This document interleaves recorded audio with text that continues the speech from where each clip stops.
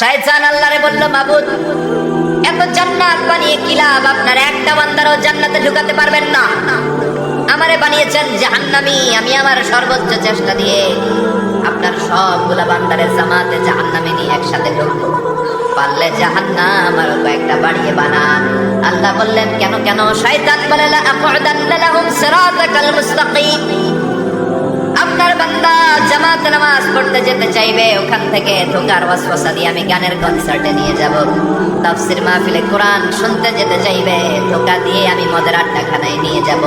ওয়ালা তাজিদু আকসারাহুম শাকিরিন। একটারেও জান্নাতে ঢুকাতে পারবেন না। চ্যালেঞ্জ দিলাম।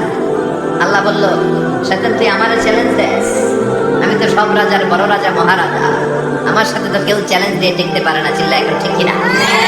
শয়তান তুই চ্যালেঞ্জ দিলি, আমিও তোর চ্যালেঞ্জ দিলাম। ওয়া ইজ্জতি ওয়া জালালি ওয়া দিফা'i মাকানি, আমার ইজ্জতের কসম, আমার জালালিয়াতের কসম, আমার মহানত্বের কসম, আমার ক্ষমতা আর দাপটের কসম, আজীবন আমার বান্দা গুনাহ করবে, পাপ করবে, অন্যায় করবে, কোন এক তাফসীর মাহফিলে এসে চোখের পানি ছেড়ে যখন ক্ষমা চাইবে, আমি জীবনের সব গুনাহ মাফ করে দেব।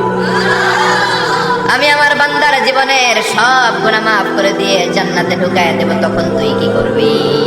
লাগফিরান্না লাহুম মা দামু ইস্তাগফিরুনি। যতক্ষণ আমার বান্দা আমার কাছে ক্ষমা চাইবে, আমি আমার বান্দার জীবনের সব গুনাহ মাফ করে দেব। সুবহানাল্লাহ পড়েন।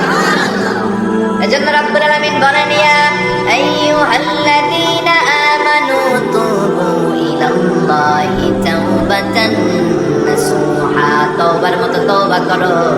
তওবার মতো তওবা করলে যত বড় অন্যায় হোক, পাপ হোক, গুনাহ হোক, সব গুনাহ মাফ করে দিতে পারে কে?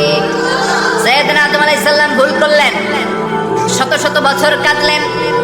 আল্লাহ বললেন, ও আদম, কিছু বাক্য তোমারে শিখিয়ে দে, এই বাক্য দিয়ে তুমি আমার কাছে তওবা করো, তোমার তওবা কবুল করে নেব।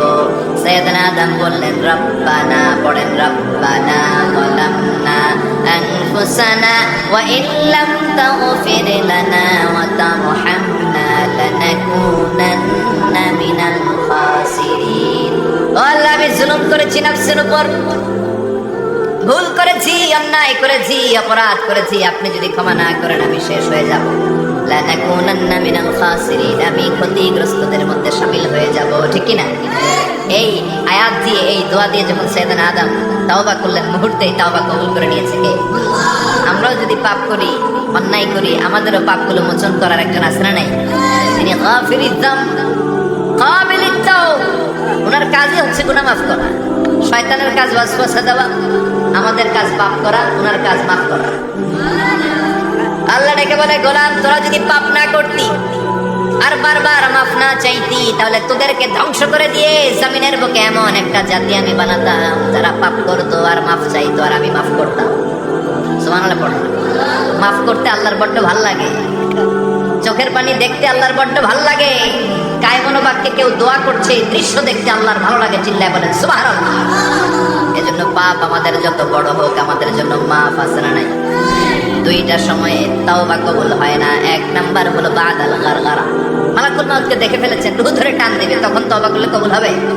আরেকটা হচ্ছে বাদা তুলুই শামসি মিন মাগরিবিহা, কিয়ামতের আগ দিয়ে সূর্য আর পূর্ব দিক থেকে উদিত হবে না, এটা পশ্চিম দিক থেকে উদিত হবে, তখন তওবা করলে কবুল হবে। তখন তওবার দরজাকে বন্ধ করে দিয়েছে কে?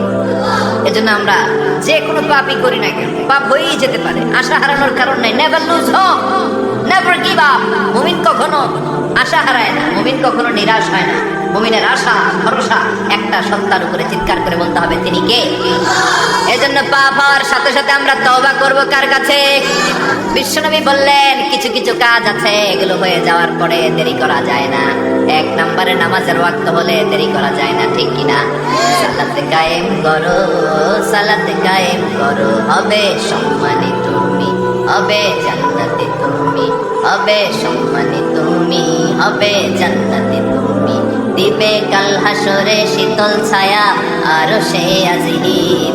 রব্বিয়াল আলা, রব্বিয়াল আযীম, রব্বিয়াল আলা, রব্বিয়াল আযীম। সুবহানাল্লাহ পড়ো। নামাজের সময় হওয়া মাত্র দেরি নাই। তাজহিজুল মাইয়িত, মারা গেলে লাশ রেখে দেওয়া যায় না, তাড়াতাড়ি দাফন করে দাও। নামাজের সময় হলে নামাজ পড়ো, দেরি করো না। মানুষ মারা গেলে দাফন করতে দেরি করো না। বান্দা যদি পাপ করে ফেলে তওবা করতে দেরি করো। এজন্য পাপ করার সাথে সাথে তওবা করার দরকার আছে না নাই?